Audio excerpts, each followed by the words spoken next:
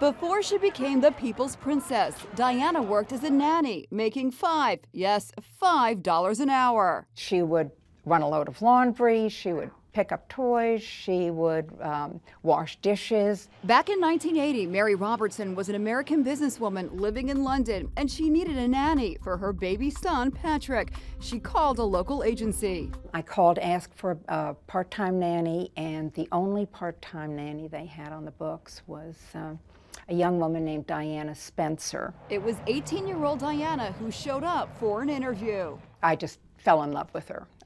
She was wonderful with my child. Mary had no idea the shy and quiet Diana was actually Lady Diana Spencer, an aristocrat from one of England's oldest families. Mary soon found a clue under the couch, a deposit slip from Diana's bank. It said Lady Diana Spencer, and it was a deposit slip for Coutts and Company. And because I worked in finance, I knew that Coutts was the banker for the aristocracy and the royal family. So how did Diana react when her cover was blown? This is really impressive, Diane. I mean, the title, you know, the family history. What did she say? She said, "Oh, that. Would you like me to take Patrick out for a walk now?" And that was the beginning and the end of it. Diana worked 3 days a week for Mary. She was a nursery school teacher the other 2 days. That's where this now famous shot was taken of shy Di, who didn't know her skirt was sheer in the sunlight. Mary got another shock a few months later when she found out Diana was dating the future King of England. She said, "When you leave for work this morning, you will notice that there are reporters and photographers out at the end of the street."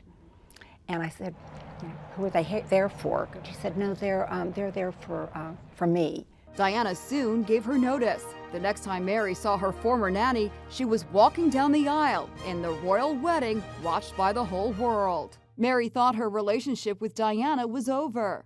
And we will never see her again, and we'll never hear from her again. And did you ever hear from her again?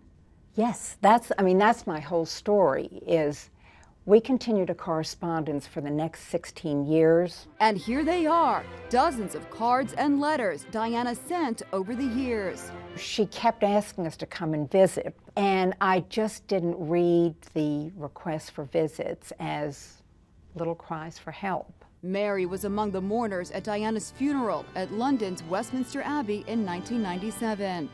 Being at the funeral was probably the saddest, most painful hour I've ever spent in my life. Mary says she will always cherish those long ago days when Diana was her nanny, and she knows Diana felt the same way.